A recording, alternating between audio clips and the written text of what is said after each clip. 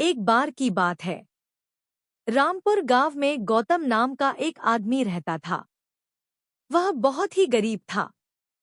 उसकी दो बेटियां थीं, रीना और मीना। दोनों ही सर्वगुण संपन्न थी।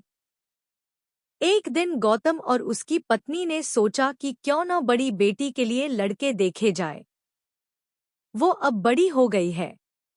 उसके लिए गौतम कई घर गया, परंतु कोई बिना दहेज के शादी करने के लिए राजी नहीं हुआ। गौतम और उसकी पत्नी परेशान रहने लगे। तभी उसकी पत्नी ने कहा कि क्यों न हम अपने खेत बेचकर अपनी बेटी का विवाह कर दें। गौतम ने कहा एक की शादी तो कर देंगे, परंतु दूसरी की शादी में फिर दहेज के लिए पैसे कहाँ से लाएंगे। गौतम की पत्नी ने कहा उसके समय तक कुछ मजदूरी करके दहेज इकट्ठा कर लेंगे। गौतम मान गया और फिर एक जगह रिश्ता पक्का हो गया। विवाह संपन्न हुआ।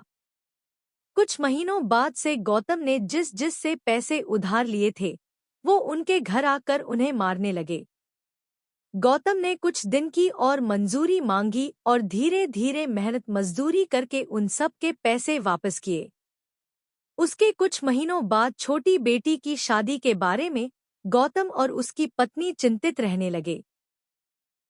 थोड़ा साहस करके गौतम ने एक जगह छोटी बेटी का रिश्ता तय कर दिया। लेकिन शादी के फेरों से पहले लड़के के माता पिता ने गौतम से कहा, हमें दहेज में तुम्हारा घर चाहिए। गौतम ने कहा, हम आपको अपना घर दे देंगे तो हम कहाँ रहेंगे? हम तो बेसहारा हो जाएंगे। उन लोगों ने कहा, ये हम नहीं जानते।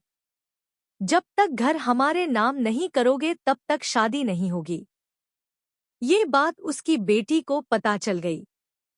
उसकी बेटी ने लड़के वालों से कहा, तुम पहले ये बताओ कि तुम्हें लड़की चाहिए या दहेज।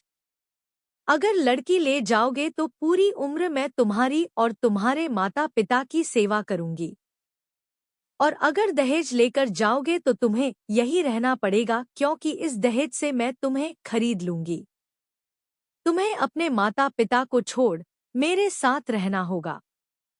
अब तुम सोचो, तुम्हें लड़की के संस्कार चाहिए या दहेज? लड़के ने कहा, मुझे लड़की चाहिए।